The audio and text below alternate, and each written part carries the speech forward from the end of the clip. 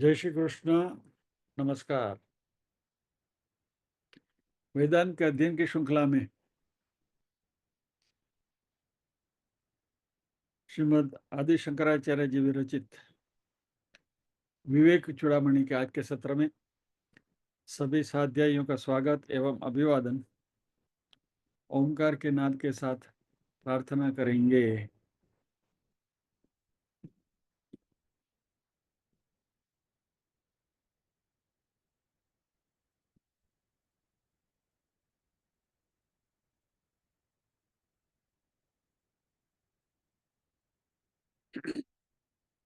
ओम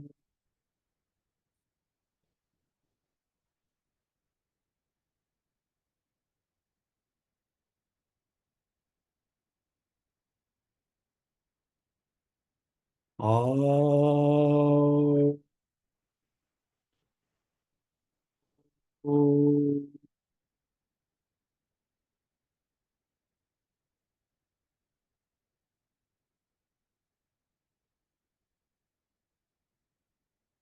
ओम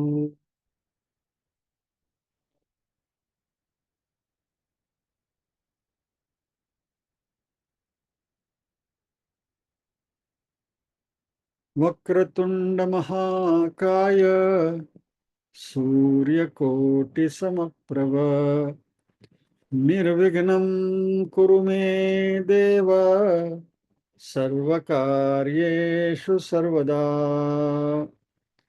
या कुन्देन्दु तुषारहारधवला या शुभ्रवस्त्रावृता या वीणावरदण्डमण्डितकरा या श्वेतपद्मासना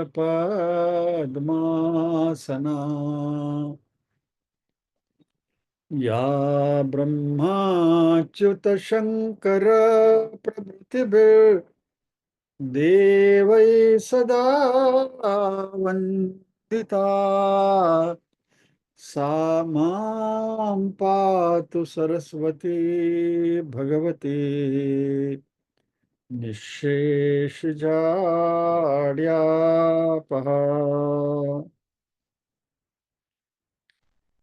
वसुदेवसुतं देवं कंसचाणूरमर्दनं देवकी परमानन्दं कृष्णं वन्दे जगद्गुरुं।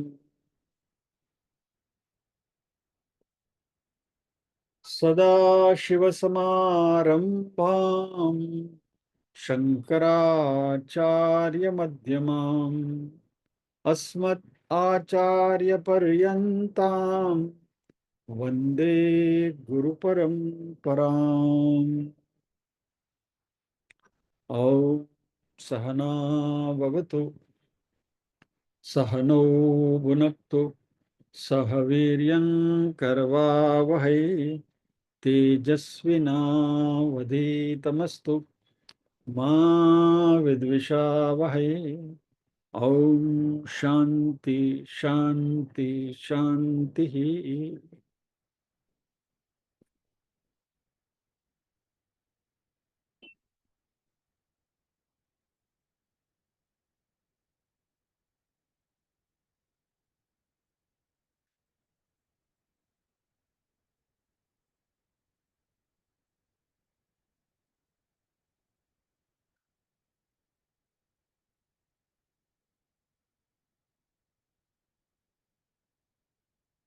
विवेक चूड़ामणि के इस श्लोक पर हम थे, शुरुआत करी थी हमने।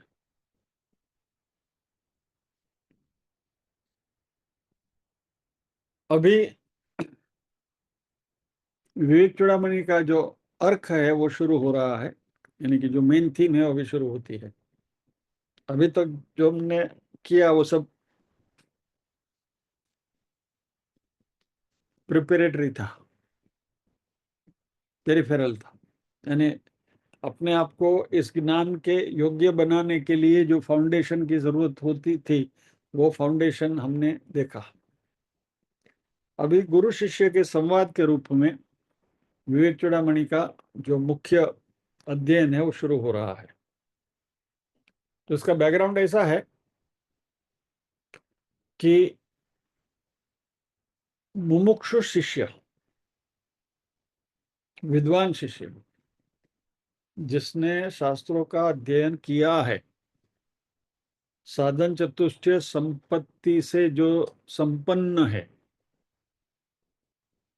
विवेक वैराग्य समाधि षटक संपत्ति मुमुक्षुता वगैरह सभी गुण उसमें है, यानी योग्य लायक व्यक्ति, उसके मन में डर है कि ये संसार सागर को मैं कैसे तैर पाऊंगा और मुझे मोक्ष कैसे मिलेगा। यानी ये जो अध्ययन है वह सामान्य जन के लिए नहीं है। Vivek Chudamani is not meant for everybody.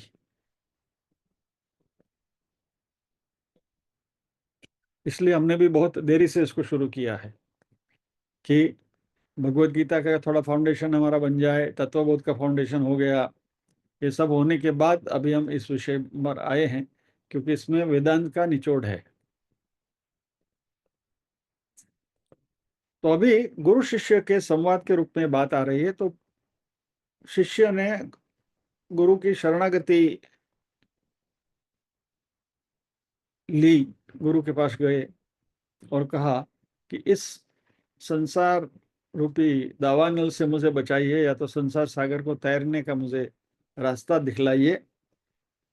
और फिर उस शिष्य के 5 योग्यता के बारे में भी हमने लास्ट श्लोक में चर्चा करी थी। आपको देखना है तो जरा मैं दिखा देता हूं।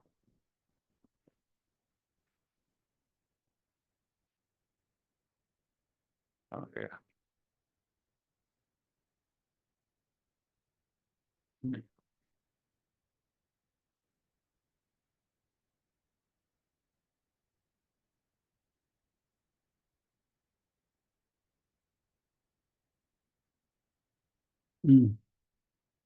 विद्वांस तस्मा उपसत्ति मीयूषे मुमुक्षवे साधु यथोक्त कारिणे प्रशांत चित्ताय शमान्विताय तत्वोपदेशम कृपयैव कुर्यात्।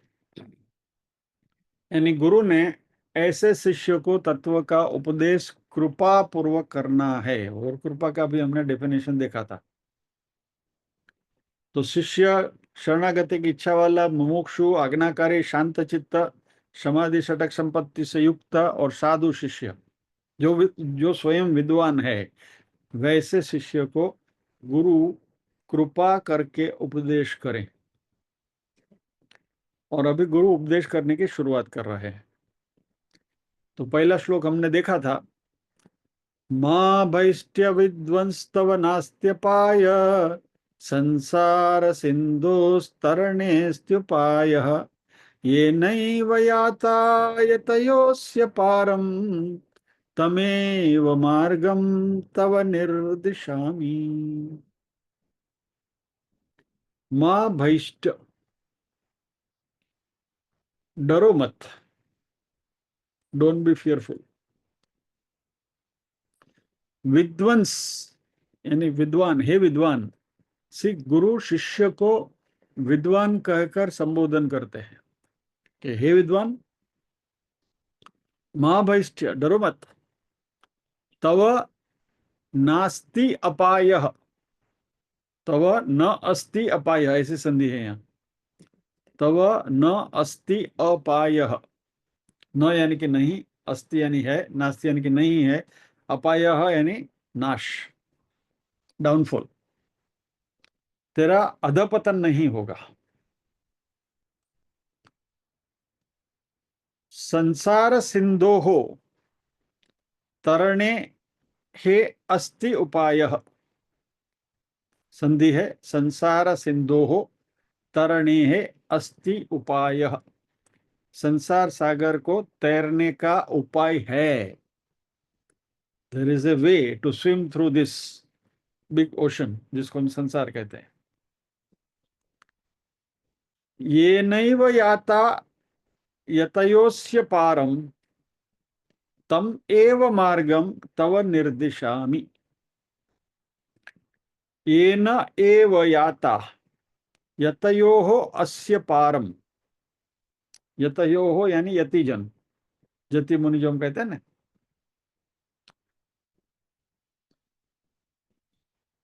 अस्य पारम, इसको जिन्होंने, इसी संसार रूपी सागर को, ये न एव, इसी संसार रूपी सागर को जिस यतियों ने याता, पारम याता, पार कर लिया है, जिस मार्ग से, तम एव मार्गम तव निर्दिशामि, वही मार्ग है शिष्य मैं तुम्हें बताऊंगा।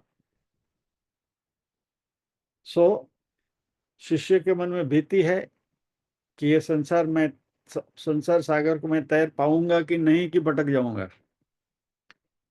तो गुरु उसको कहते हैं कि हे विद्वान, डरो मत, तुम्हारा अधपतन नहीं होगा। गुरु उनको धाड़स बंधा रहे। इसके पर हम चर्चा करेंगे। तो संसार रूपी सागर को तैरना मुश्किल नहीं है, उसका उपाय है। और यतियों ने जिस मार्ग से, या तो जिस रास्ते से, या तो जिस तरीके से इस संसार रूपी सागर को तैरकर पार किया है, वही मार्ग मैं तुम्हें बताऊंगा। चलिए इसके ऊपर हम चर्चा करेंगे।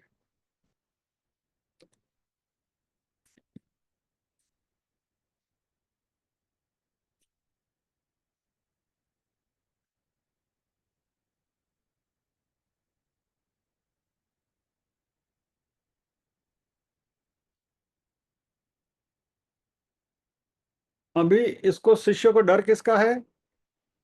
मोक्ष प्राप्ति होगी कि नहीं, यानी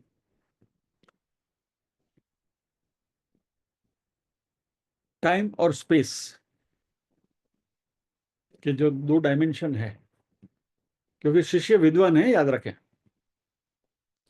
तो टाइम और स्पेस के दो डायमेंशन, जिसको हम संसार कहते हैं, जिसमें वो फंसा हुआ है, और उसको लग रहा है कि ये जो संसार मात्र दुखालयम है, दुख दुख से ही भरा हुआ है, और इसमें से मुक्ति मिलेगी क्या।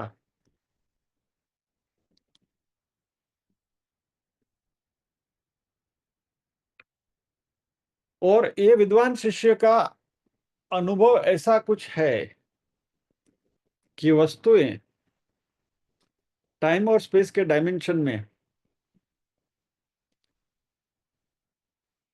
अलग अलग समय पे अलग अलग तरीके से उसका प्रभाव दिखलाती हैं।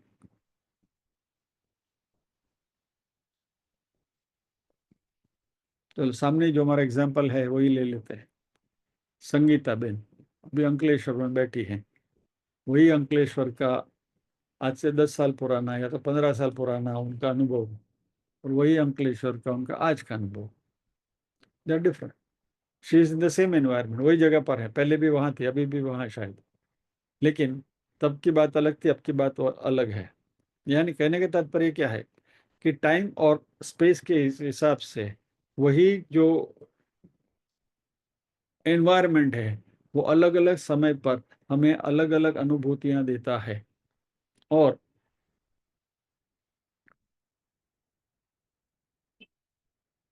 शाश्वत सुख जहां से मिले, ऐसी कोई अनुभूति आपको किसी भी भौतिक चीज में मिलेगी नहीं, कि जिसमें आपको परमानेंटली हैप्पीनेस ही मिले।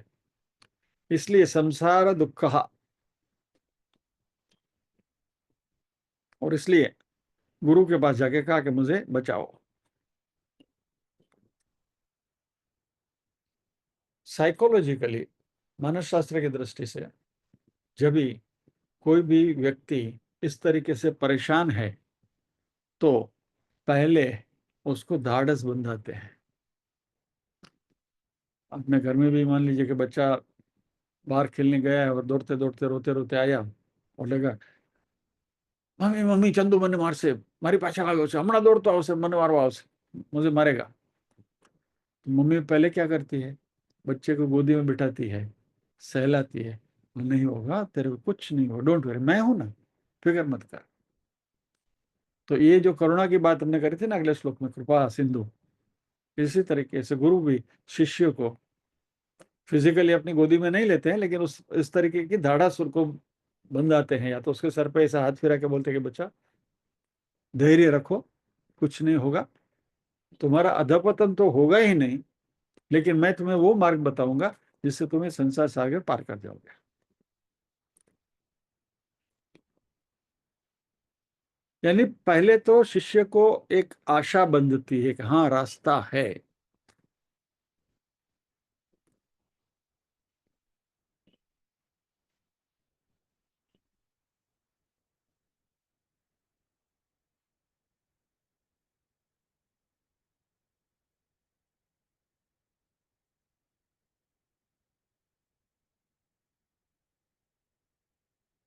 अभी हमारे मन में एक प्रश्न आ सकता है कि गुरु इतने कॉन्फिडेंस से शिष्य को कैसे कह सकते हैं कि तुम्हारा अधपतन नहीं होगा और इस संसार के सागर को तुम तैर जाओगे। इसके पीछे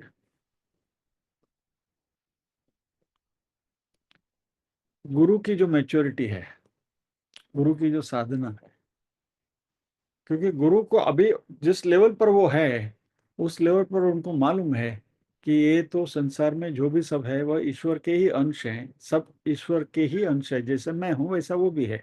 मात्र फर्क इतना है कि उसको अभी तक वो पता नहीं है और मुझे पता है कि वह ईश्वर का अंश है। यानी गुरु को तो पता ही है स्वयं अहम ब्रह्मास्मि, लेकिन शिष्य भी तत्वमसी है, वह शिष्य को पता नहीं है, गुरु को पता है। और क्योंकि गुरु को पता है तो गुरु को मालूम है कि उसमें जो ब्रह्म तत्व है, आत्म तत्व है, मात्र उसको जागरूक करना है या तो उसकी पहचान करा देना है। एक बार वो पहचान हो गई तो अपने आप संसार सिंधु तैर जाएगा। Once he gets identified with himself, भाई हम ब्रह्मास्त्र, उसको पता चल गया, फिर तो कुछ आगे कोई उपदेश की जरूरत ही नहीं है। और इसलिए गुरु कॉन्फिडेंटली शिष्य को कहते हैं कि डोंट वरी, तुम्हारा अधपतन तो होगा नहीं और संसार सागर भी तुम तैर जाओगे।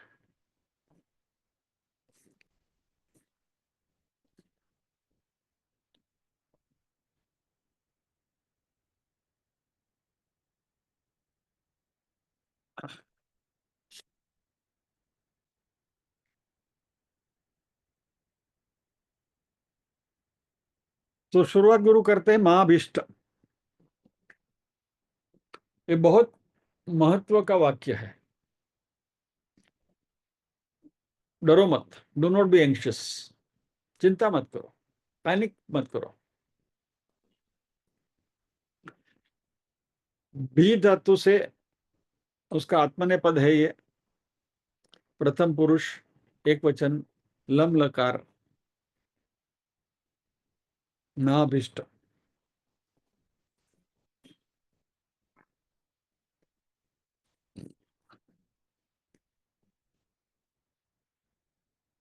और फिर कहा है विद्वान, ओ इंटेलिजेंट वन, हे होशियार, यानी साधु, लर्नेड। यानी शिष्य को भी उसकी योग्यता की पहचान गुरु कराते हैं कि तुम्हारी योग्यता है, और वो कुछ हद तक हकीकत भी है, क्योंकि शिष्य ने सब कुछ कर लिया है यहां तक आने के लिए। और इसलिए विद्वांस कहते हैं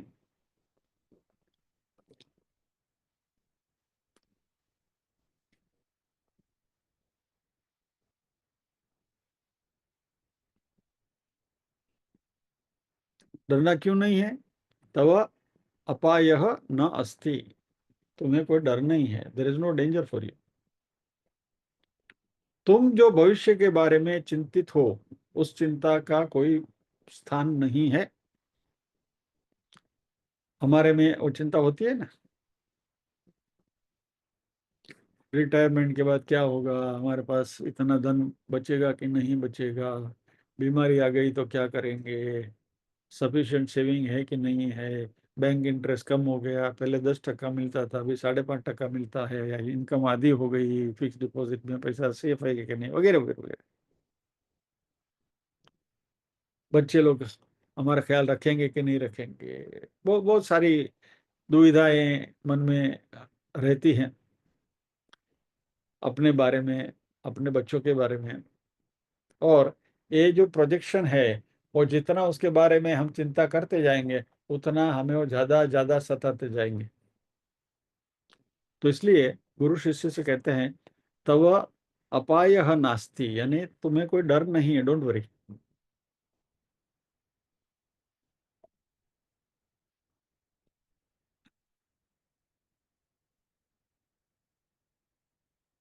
संसार सिंधु तरने का उपाय है, रास्ता है, देयर इज ए मेथड, साधन है।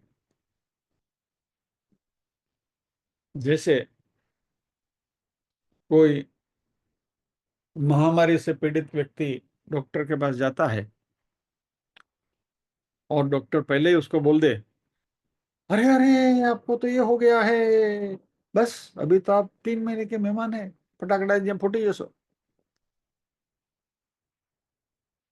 तो वो जो दर्दी है, वो दर्दी का दर्द जो है वो है उससे दुगना हो जाता है। और दूसरे कई डॉक्टर ऐसा होता है, अरे डोंट वरी, मैं हूं ना, बैठा हूं ना, करेंगे उसका उपाय करेंगे हम। क्या? तो ऐसा कहने से दर्दी का दर्द आधा हो जाता है, गायब हो जाता है, कि भाई नहीं, at least I am in safe hands, मेरी सारवार करने वाला कोई योग्य व्यक्ति है, जिसके under I am being treated, and I will be alright सुन।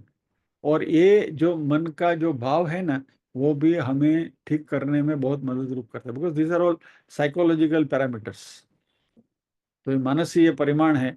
तो मानस शास्त्रीय परिमाण में पहला काम गुरु यही करते हैं कि डोंट वरी।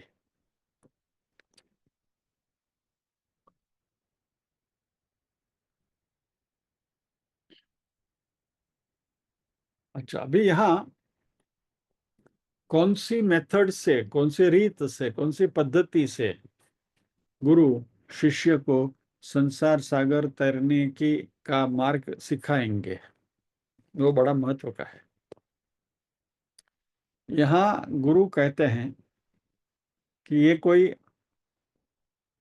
तुम्हारे ऊपर खतराबाजी नहीं हो रही है, तुम्हारे कोई एक्सपेरिमेंट नहीं कंडक्ट किया जा रहा है, you are not going to be treated like a guinea pig, कि कोई नया तुक्का मुझे सूझा है और वो तुक्के के हिसाब से मैं तुम्हारे ट्रीटमेंट करूंगा। क्या?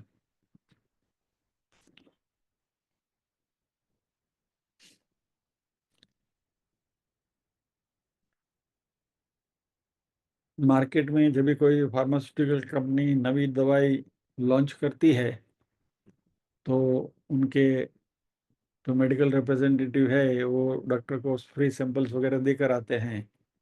फिर वो डॉक्टर वो फ्री सैंपल अपने पेशेंट को देते हैं कि देखो ये ट्राई करो, इससे तुम ठीक हो जाओगे। And doctor also experiments with that medicine on the patient, कि भाई चलो ये MR मेडिकल रिप्रेजेंटेटिव तो बोल के गया है, बता के गया है, लेकिन वो सही में काम करती है कि नहीं। तो 2-4 पेशेंट के ऊपर वो आजमा लेते हैं, और ठीक चलता है तो फिर रेगुलर प्रिस्क्रिप्शन देना शुरू करते हैं। यहाँ गुरु कहता है कि ये धंधा मैं नहीं करता, यानी I will not experiment on you. कोई नई मेथड, नई चालाकी, या तो नया कोई कारनामा तुम्हारे ऊपर उसके अखतराबाजी नहीं करनी है। क्या? मैं तुमको जो देने वाला हूं वो है TTM, टाइम टेस्टेड मेडिसिन।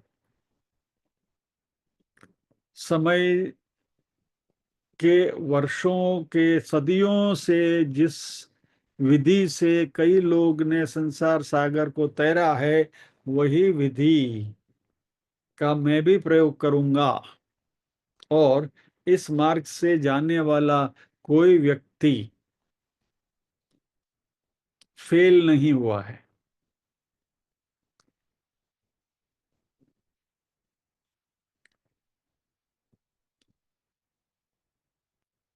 यतयः अस्य परम ये न याता।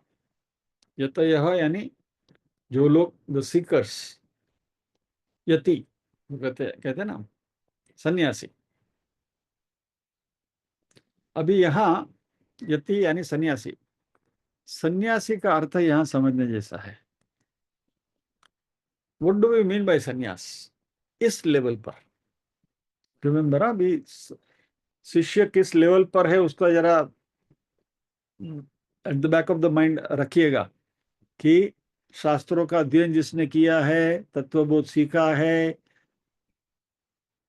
साधन चतुष्टय संपत्ति से जो युक्त है, वैसा अधिकारी शिष्य सन्यास लेकर गुरु के पास आया है। तो इस शिष्य को खाली ये सांसारिक सन्यास लेने की कोई जरूरत नहीं है, उसको कोई गेरुआ कपड़े पहनने की कोई जरूरत नहीं है, कोई फिजिकल अपीयरेंस की जरूरत नहीं कि ऐसा त्रिपुण लगाया तो ऐसा त्रिपुण लगाया तो गले में दो चार पांच रुद्राक्ष की माला डाली, वैसा सन्यास यानी दिखावा क्या सन्यास उसको लेने की जरूरत नहीं है। तो यहाँ इस शिष्य ने जो सन्यास लिया है वो सन्यास क्या है? कमिटमेंट का। क्योंकि अभी इस शिष्य के मन में और कोई भाव नहीं है एक्सेप्ट मुझे मोक्ष चाहिए, नथिंग अदर देन मोक्ष। ये चर्चा हम कर चुके हैं, बराबर। मोक्ष के अलावा मुझे कुछ नहीं चाहिए। तो अभी कोई संसार की कोई भौतिक चीज हो कि उसको मन में कोई अभिप्सा भी नहीं है, अभिलाषा भी नहीं है। ही डजंट वांट एनीथिंग, उसको मात्र मोक्ष चाहिए। और इसलिए यह जो सन्यासी है वह उसको मात्र आध्यात्मिक रास्ते पर चलने का कमिटमेंट ही करना है, और किया हुआ है उसने कि बस मुझे यही रास्ते पे चलना है। अभी गुरु मुझे ये रास्ता आप दिखाइए, बस I will walk on that, I will trade that path, nothing else I want. तो एटलीस्ट हमारे इस विवेक चूड़ामणि के क्लास में जब 8 से 9 हम बैठते हैं तो तभी ये निश्चय करके बैठे कि हमें भी कुछ नहीं चाहिए। यहाँ जो शंकराचार्य जी हमें सिखाने वाले हैं, जो रास्ता दिखाने वाले हैं, उस रास्ते का हम अच्छी तरह से अध्ययन करेंगे और दूसरी कोई चीज को मन में लाएंगे नहीं, तो ये हमारा भी सन्यास हो गया। सो टू दैट एक्सटेंट 1 घंटे के लिए हम भी सन्यासी बन सकते हैं, बराबर। Does this appeal to you? Right. 1 घंटे का तो सन्यासी बन सकते हैं ना। हमें कहा रोज रोज सन्यास लेना है कि या तो भिक्षा लेने को जाना है। खा पी के बैठो ना। मैं तो 6:30 बजे डिनर करके आता हूँ, खा पी के आता हूँ। बस, तो फिर अभी तो सन्यासी लेना है, बैठो ना। अभी कुछ सोचना ही नहीं है। तो 1 घंटे का भी यदि हम इस तरीके से सन्यास ले लें और उसको इंटीग्रेट करते जाए, तभी ये गुरुवार का सन्यास हो गया, फिर शुक्रवार का सन्यास 1 घंटे का हो जाएगा, शनिवार का, तो हफ्ते में 3 घंटे का तो सन्यास हो ही जाएगा। तो इस तरीके से जो प्रतिबद्ध है, कटिबद्ध है, कमिटेड है, उसको यहाँ सन्यासी कहा गया है। तो जो भी अध्यात्म के मार्ग पर चलने के लिए अपने आप को तैयार करते हुए कमिट होकर आते हैं, वो सारे के सारे सन्यासी हैं। तो मोक्ष के लिए मैं कुछ भी छोड़ने के लिए तैयार हूं।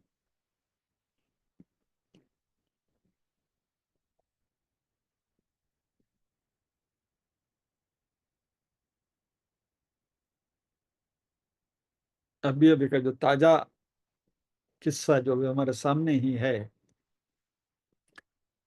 सुनीता विलियम्स अवकाश में 9 महीने चक्कर लगाकर आई, और एक ऐसे फेज से वो दोनों एस्ट्रोनॉट गुजरे कि वापस आने की कोई उम्मीद नहीं थी, बराबर।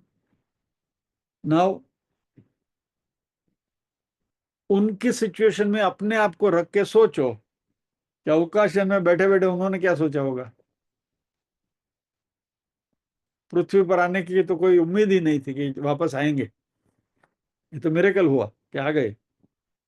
लेकिन एक फेज ऐसा था, क्योंकि वो बाइडेन ने तो कर दिया कि हमारे पास बजट नहीं है और we can not implement it now. तो वो तो भगवान के भरोसे ही घूम रहे थे अवकाश में। तभी उन्होंने क्या सोचा होगा कि मैं पृथ्वी पर जाके यहाँ ये रेस्टोरेंट में जाके बड़ा समर खाऊंगे, ये सोचेगी।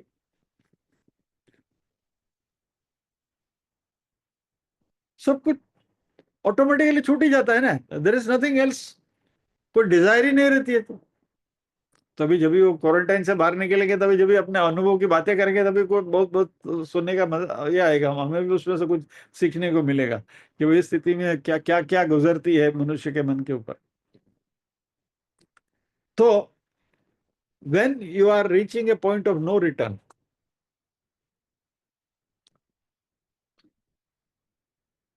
एवरेस्ट,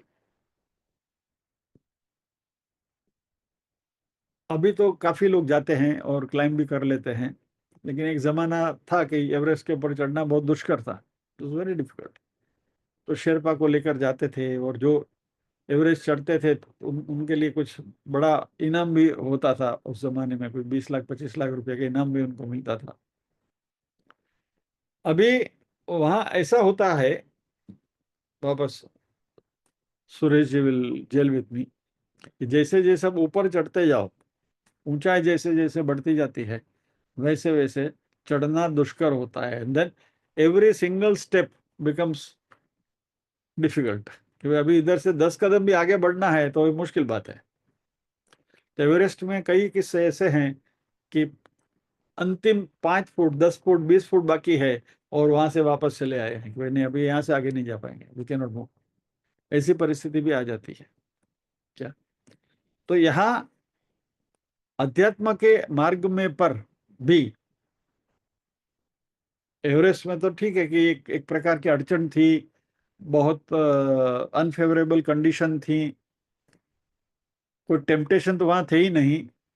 लेकिन हमारे संसारियों के लिए तो दोनों बातें हैं, टेम्पटेशंस भी इतने ही हैं ये सन्यास से वापस लौटने के। क्या अभी भी रीटा बहन से बोल के, तभी 10 मिनट रुको ना, आती हूँ। नहीं, अच्छा, हेमंत भाई को बोला, यार रुको, यानी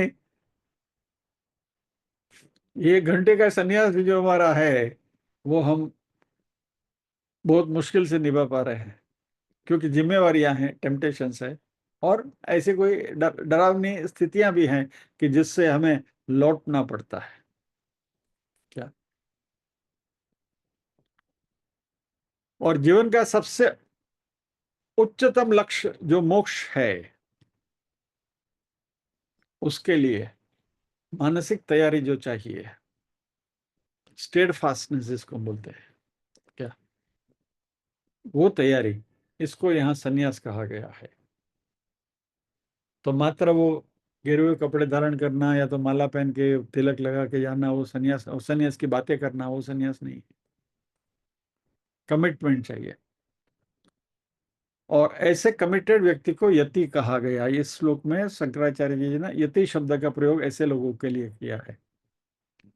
तो हम भी निश्चय करें कि कुछ हद तक हम भी यति बनने की कोशिश करेंगे। बराबर। मैं ये बार बार इसलिए एम्फेसाइज कर रहा हूं कि अभी विवेक चूड़ामणि का सही अध्ययन अभी शुरू हो रहा है। तो कृपा करके यहाँ से स्लिप मत होना, गुल मत हो जाना, दूसरी ऑर्बिट में मत चले जाना।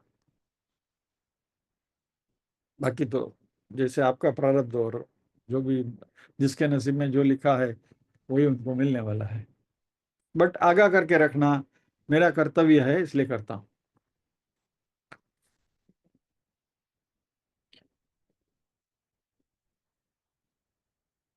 और जैसे एवरेस्ट को कॉन्कर करने के लिए वो जो भी यात्री जाते थे, उनके साथ एक शेरपा चलता था उनको गाइड करने के लिए। तो गुरु कहते हैं कि मैं तुम्हारा वैसा गाइड हूं, मैं तुम्हारा हाथ पकड़ के चलूंगा, और तम एव मार्गम तव निर्दिशामि, मैं तुम्हें वही रास्ते से ले जाऊंगा जिस रास्ते से ट्रेडिशनल गुरु शिष्य परंपरा से जो मार्ग तय किया गया है। आजकल क्या एक फैशन चली है, सभी अपना अपना मार्ग ढूंढते हैं। क्या सदगुरु के पास जाओ तो बोला मेरे हिसाब से इनर इंजीनियरिंग करो तो तुम पार हो जाओगे। श्री श्री रविशंकर के पास जाओ तो वो कुछ अपना डिंडक चलाएंगे। वैसे जो भी दुकान खोल कर बैठे हैं सारे, ये सबका कहना वही है। एक रियल लाइफ स्टोरी आपको मैं बताऊं। बम्बई की एक रोटरी क्लब ने भूपेंद्र भाई की भागवत सप्ताह करी थी। तो उनके जो कार्यकर्ता का जो ग्रुप होता है ना, 5-6 लोग, उनमें जो कोर कमेटी में जो होते हैं, जो सभी काम करते हैं, देख रेख रखते हैं, उनमें से एक व्यक्ति घायल हो गया। जैसे मैं हुआ था हरिद्वार में, चढ़ गई उसको कि बस अभी तो अध्ययन करना है, स्पिरिचुअल। अभी वो आदमी, उसका first encounter was ISKCON temple. तो वहां से तो स्वामी प्रभुपाद जी की Bhagavad Gita as it is लेकर आया, और 2-3 किताब प्रभुपाद जी का भागवत, भगवत गीता वगैरह लेकर आया। और ये मेरे सामने बात हुई, इसलिए मुझे मालूम है, I am eye witness to this incidents. तो दोनों किताब लेकर भूपेंद्र भाई का ऑटोग्राफ लेने के लिए आया कि गुरुजी इसके ऊपर आप हस्ताक्षर करके मुझे शुभेच्छा लिख के दे दो, ताकि मैं इसका अध्ययन शुरू करूं। मुझे अभी आपकी कथा सुनने के बाद लगता है कि मुझे कुछ करना चाहिए। भूपेंद्र ने बोला ऐसी वाहियात किताब कहाँ से लेकर आए, फेंक दो उसको दरिया में। ये लो मेरे गीता के प्रवचन की कैसेट में तुमको देता हूँ, पूरा सेट दिया, इसको सुन। वो बेचारा घायल होके महा मुश्किल से वो रास्ते पे चढ़ा था। यानी कहने का तात्पर्य यह है कि ट्रेडिशनल गुरु शिष्य परंपरा से जो ज्ञान देना है, वो ज्ञान आपको बांटना है। बाकी आप ऐसा कहोगे जो मैं कहता हूं मेरे रास्ते से मेरे लॉजिक से ही चलो, तो इट डजंट वर्क। और इसलिए ये मेरी बात नहीं है, यहाँ शंकराचार्य जी कह रहे हैं क्या, कि उसी रास्ते से मैं तुम्हें लेकर जाऊंगा जिस रास्ते से यति गए हैं और तैर गए हैं। यानी ये मेरा रास्ता नहीं है, it's not my way of thinking, it is not the method which I have invented. यानी ये मेरा इनर इंजीनियरिंग नहीं है, या तो मेरी सुदर्शन क्रिया नहीं है, एटसेट्रा एटसेट्रा।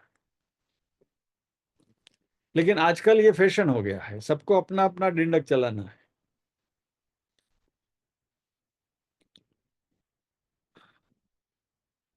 अध्यात्म में खास करके मेथड जितनी ट्रेडिशनल उतनी ज्यादा असरकारक, मेथड जितनी मॉडर्न उतनी बेकार।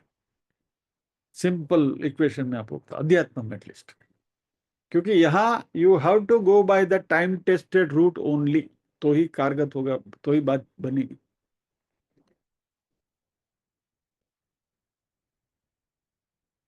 क्योंकि इसमें आप कुछ भी बदलाव लाओगे, अपने हिसाब से कुछ भी करने को जाओगे, मॉडर्नाइज करने को जाओगे, साइंटिफिकली एक्सप्लेन करने को जाओगे, ये बात बार बार मैं यहाँ करता हूँ क्योंकि मुझे कई बार खटकती है बात, कि हमारे वेदांत के प्रिंसिपल्स को साइंस के एंगल से उसको वैलिडेट करने का जो अभी आजकल जो फैशन चली है, बिल्कुल मेरे हिसाब से तो निंदनीय है, बेकार है, मिथ्या है। क्योंकि वेदांत के जो प्रिंसिपल्स हैं, वेदांत के जो बातें हैं, उसमें जो गुण तत्व हैं, वह वेदांत ही उसको समझा सकता है। हमने ये बात अधूरी रखी है, मुझे याद है। इसलिए मैं आपको वापस याद करवा रहा हूं कि मुझे याद है। आदि भौतिक, आदि दैविक और आध्यात्मिक ताप के बारे में बात करनी है। और आध्यात्मिक ताप के बारे में जब भी हमने बात करी थी, जो थोड़ी बहुत बात करी, तब भी ये बात मैंने करी थी, आपको शायद याद होगा कि आध्यात्मिक ताप का शमन मात्र अध्यात्म ही कर सकता है। यानी if you have that desire, यदि आप में वो प्यास लगी है, ये अध्यात्म ની भूख उगड़ी उगड़ी છે, खुली है, वो भूख लगी है आपको, तो उसको अध्यात्म का ही खुराक चाहिए, उसको अध्यात्म की ही दवा चाहिए, अध्यात्म का ज्वर यदि आपको लगा है तो। और वो अध्यात्म का ज्वर और या तो अध्यात्म की जो प्यास है, वो मात्र अध्यात्म के फ्लास्क से ही आया हुआ अर्क बुझाएगा, बाकी कोई चीज काम नहीं करेगी। और ये क्यों काम नहीं करेगी, इसके बाद भी कुछ आगे आगे आने वाली है, तो as and when we come across such topics will discuss it. लेकिन ट्रेडिशनल मेथड को छोड़कर बाकी कोई मेथड इसमें काम नहीं आएगी। इसलिए गुरु यहाँ शिष्य को कॉन्फिडेंस के साथ अधिकार पूर्वक कहते हैं कि संसार सागर तैरने का उपाय है, तुम्हारी अवगति नहीं होगी, मैं तुम्हें उसी रास्ते से ले जाऊंगा जिस रास्ते से ये सारे यति लोग गुजर चुके हैं, which is a time tested path.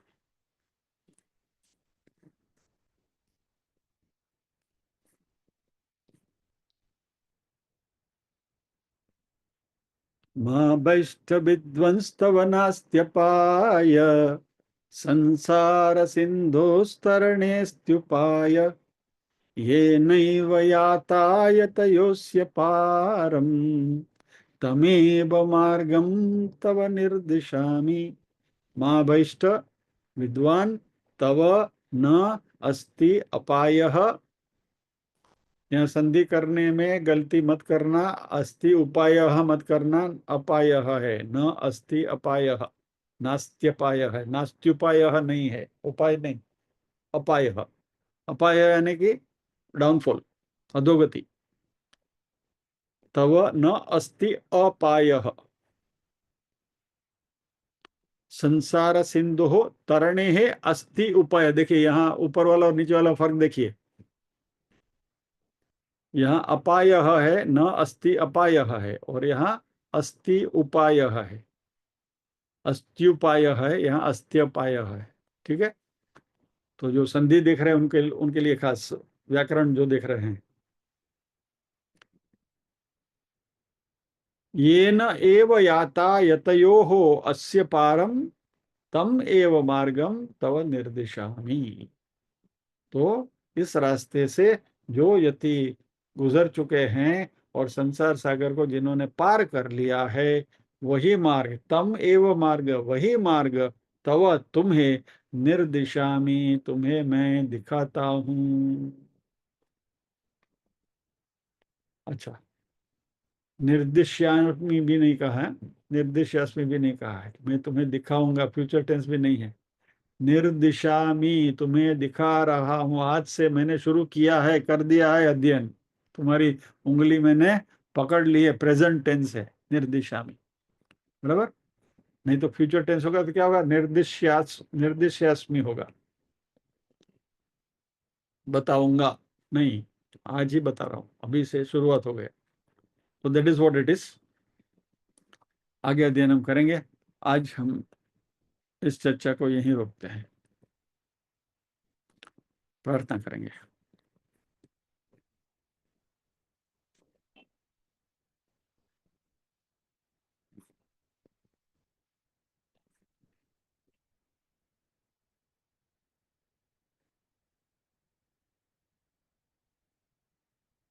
ओम असतो मा सद्गमय, तमसो मा ज्योतिर्गमय, मृत्योर्मा अमृतंगमय।